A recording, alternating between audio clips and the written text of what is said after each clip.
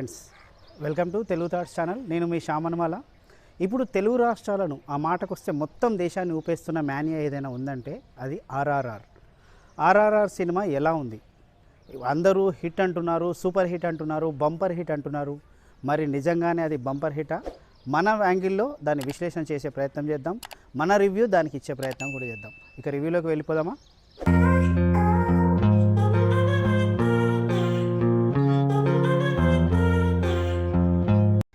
ఒక సినిమాకు basic purpose జనాన్ని రంజింపచేయడమే, వారికి మనో ఉల్లాసం కలిగించడమే అయితే ఆ విషయంలో రాజమౌళికి 100కు 100 మార్కులు పడినట్లే.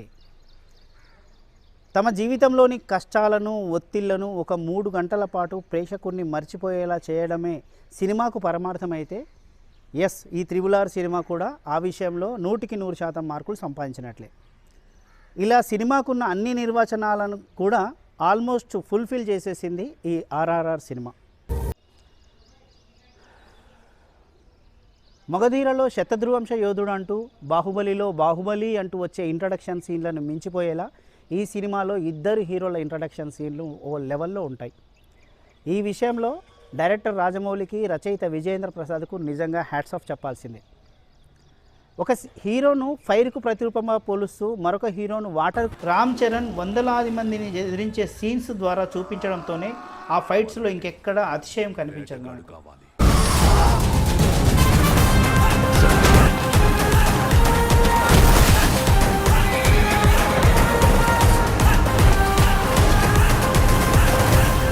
ఎన్టీఆర్కున్న బ్యాక్గ్రౌండ్ను మొదట్లోనే చూపించడంతో మనం ఎన్టీఆర్ కోణంలోంచే సినిమాను చూస్తూ ఎన్టీఆర్ను మాత్రమే హీరోగా భావిస్తూ ఒక దశలో రామ్ చరణ్ నిజంగా హీరోనేనా విలనా అన్న ఒక అనుమానం కూడా మొదలవుతుంది. అలా మనకు అనుమానం కలిగించడం మాత్రం ఖచ్చితంగా దర్శకుడి, రచయిత ప్రతిభ అనడంలో సందేహమే లేదు. ఆనందంగా ఇచ్చేస్తాను బాబాయ్.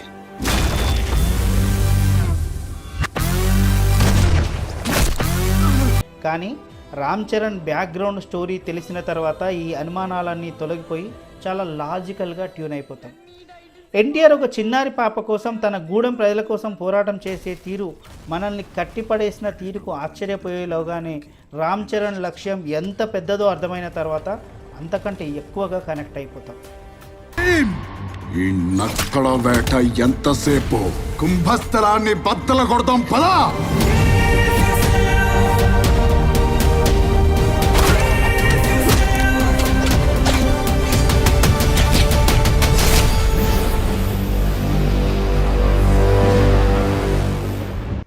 ఏ సినిమాలోనైనా హైలైట్ సీన్లు ఒక 2-3 మహా అయితే ఒక 5-6 ఉంటాయి. కానీ ఈ సినిమాలో 18 నుంచి 20 దాకా హైలైట్ సీన్లు ఉన్నాయంటేనే కథను ఎంత పటిష్టంగా తయారు చేశారో మనకు అర్థమవుతుంది. ఇక రామ్ చరణ్, ఎన్టీఆర్లను రాజమౌళి ఎందుకు ఎంచుకున్నాడో వారి నట విశ్వరూపం చూస్తేనే మనకు అర్థమవుతుంది.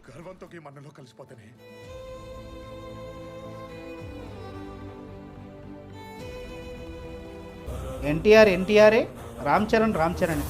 ఎన్టీఆర్ ఎన్నో షేడ్ల పాత్రలను ఇప్పటికే పోషించి మన హృదయాలను గెలుచుకున్నాడు. అయితే ఈ సినిమా ఆయన నటనను ఇంకో లెవెల్కు తీసుకెళ్ళిందనే చెప్పాలి. రామ్ చరణ్ ఒక మగధీర, ఒక రంగస్థలం తర్వాత వాటన్నిటినీ కలగలిపి ఆర్ఆర్ఆర్లో నటనను పండించాడని చెప్పాలి.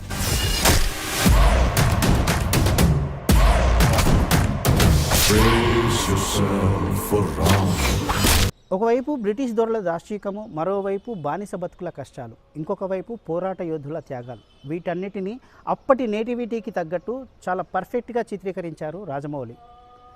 ఈ సినిమాలో చివరిలో ఒక బ్రిటిష్ దొరసాని చనిపోయే సీన్, అంటే ఆమె విలన్ కూడా చనిపోయే సీన్ మనల్ని చాలా ప్రశాంతతకు, రిలీఫ్కు గురి చేస్తూ మనం చివరికి చచ్చిపోయిందిరా అంటూ ఒక తిట్టు కూడా తిట్టుకునేంతగా మనల్ని సినిమాలో లీనం చేయడంలో విజయం సాధించారు రాజమౌళి మీద ఎంత నమ్మకం ఉన్నా రామ్ చరణ్, ఎన్టీఆర్ వంటి ఒక పెద్ద హీరోలతో సినిమా చేస్తున్నాడంటే వీళ్ళిద్దరిని నిజంగా బ్యాలెన్స్ చేయగలడా అనే అనుమానం మాత్రం మనందరిలో ఉన్నదన్నమాట వాస్తవమే. కానీ కొంచెం కూడా ఇరువురి అభిమానులు వేళ్ళకి చూపకుండా ఇద్దరి పాత్రలను బాగా బ్యాలెన్స్ చేయడంలో సక్సెస్ అయ్యే విషయంలో కూడా ఆయనకు హ్యాట్స్ ఆఫ్ చెప్పాల్సిందే. ఇక అజయ్ దేవగన్ది కూడా చాలా చిన్న రోలే అయినా అంతవరకు కూడా తన నటనను పండించాడనే మనం చెప్పుకోవచ్చు. పాన్ ఇండియా లెవెల్లో ఒక హైప్ కోసమే అజయ్ దేవగన్ను తీసుకొచ్చారు అన్నది నిజమో అబద్ధమో తెలియదు, కానీ ఆయన కూడా ఆయన పాత్రలో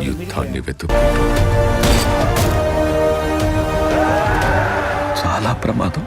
ఇప్పుడు సినిమాని ఎలా షూట్ చేస్తారు, గ్రాఫిక్స్ని ఎక్కడెక్కడ వాడతారు, గ్రాఫిక్స్ ఏ విధంగా చేస్తారు, ఇవన్నీ మనలో చాలామందికి అవగాహన ఉన్న విషయాలే అయిపోయాయి.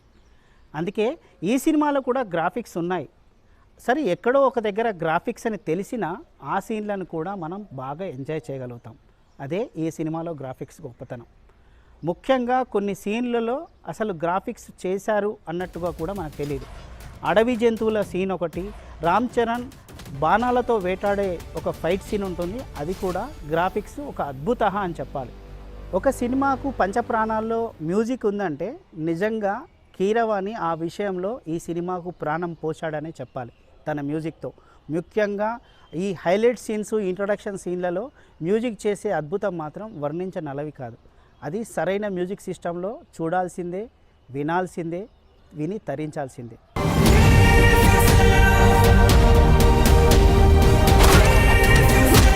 కొమరం భీములో సాంగ్ సీన్ ఒకటి, రామ్ చరణ్ అల్లూరి సీతారామరాజుల శ్రీరాముడిలా కనిపించగానే మనలో కలిగే ఉద్వేగం నిజంగా చెప్పనలవి కాదు.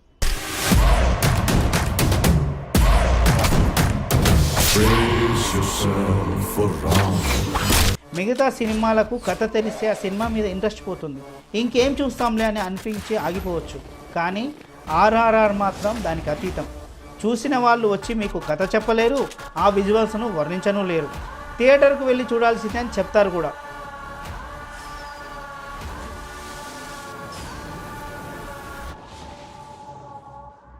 ఇలా వర్ణిస్తూ పోతే ఈ RRR సినిమా గురించి ఇంకా చాలా చెప్పొచ్చు, కానీ సమయాభావం వల్ల చెప్పలేకపోతున్నాను.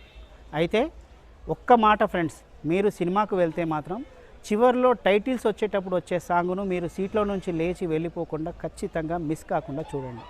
ఎస్, చాలా బాగుంటుంది ఆ పాట. ఈ మాత్రం గుర్తుపెట్టుకోండి. ఎంతైనా ఇది పాన్ ఇండియా సినిమా కాదు, పాన్ ఇంటర్నేషనల్ సినిమా అనే చెప్పొచ్చు.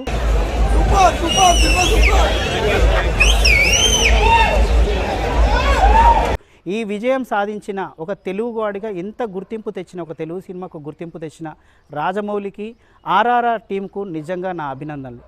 నిజంగా ఒక హ్యాట్స్ ఆఫ్ కూడా. ఉంటాను ఫ్రెండ్స్. ఇక సైనింగ్ ఆఫ్ మీ శ్యామ్ అనుమాల.